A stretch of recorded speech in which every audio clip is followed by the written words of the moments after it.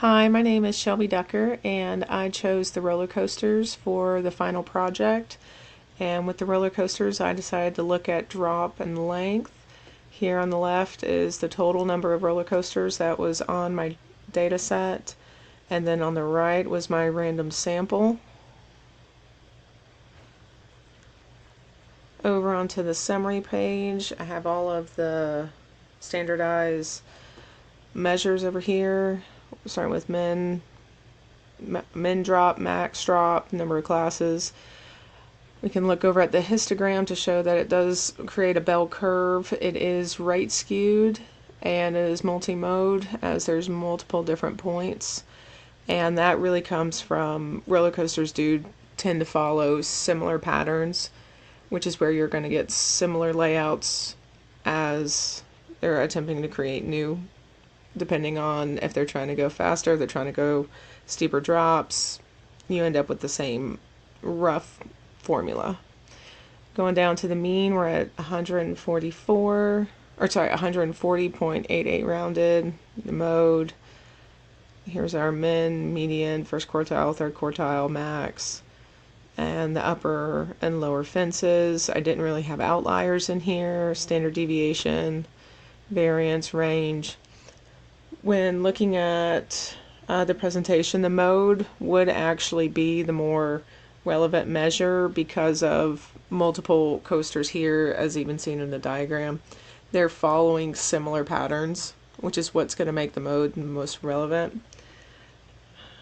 The closest measurement to the mean actually is the median when you're looking at the data, 127 to 140.88.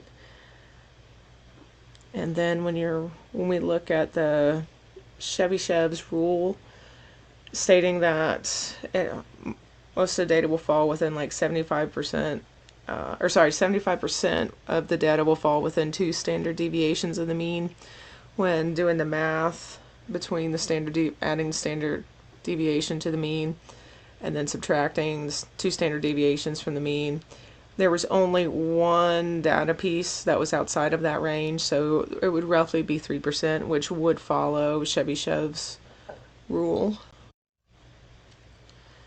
Changing over to confidence interval for the mean, my confidence interval was finding the average length of the population of the roller coasters, and after loading in the data, with a 99% confidence intervals to show that the average length was between 2,894.99 and 4,502.46. And there's all that written out.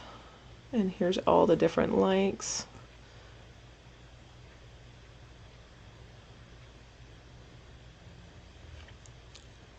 And then going over to hypothesis testing, my stated claim was that a majority, meaning greater than 50%, of the roller coasters will have a drop greater than 125 feet. Using an alpha of 0.05, I failed to reject the null hypothesis as there was not enough evidence to support the claim. The null hypothesis was less than or equal to 125 feet, and the alternate hypothesis was greater than 125 feet. With looking at the different counts, there was only 15 which is that were above 125 feet. So that's why the claim was failed to be rejected. This also shows that roller coasters really do depend on various drops and lengths, which makes predictability hard when you're trying to determine what a majority of the roller coasters are, because each roller coaster out there is running on different factors, whether they're trying to go for fastest, because if you are, you don't want necessarily a lot of drops in there. You want to get the speed. If you're going for steepest drop, that's a totally different ballgame when you're looking at numbers. Going over to correlation, we have the drop as the X and length as the Y. And here's the data loaded in. And here's the scatter plot. And it does show a strong positive correlation between the two.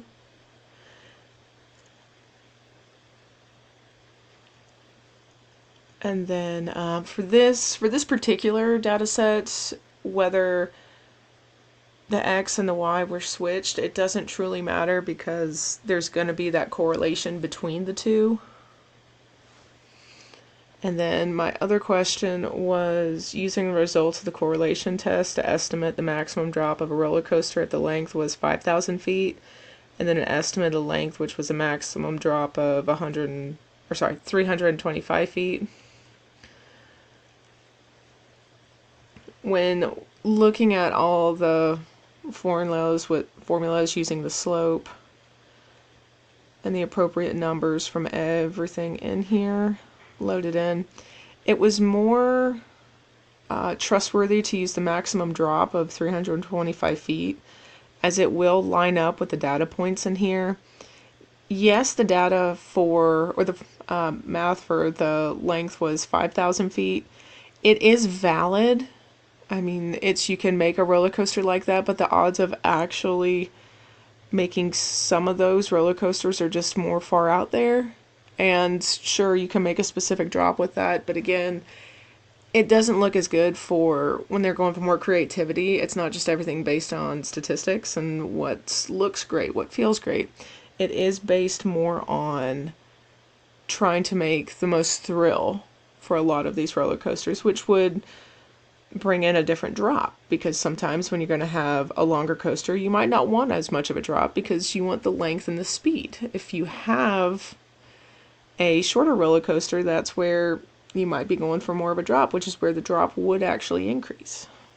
And that goes into the final question on mine, which was, in your presentation, discuss the limits of the prediction.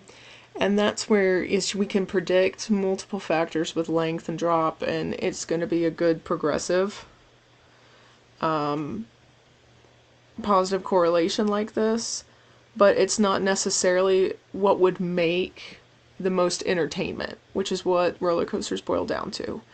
Whether they're going for a long entertaining coaster, or if they're going for a thrill, fast, short coaster. It really depends on that, which is what makes predictions hard in this factor. Thank you, and I hope you all enjoyed my presentation.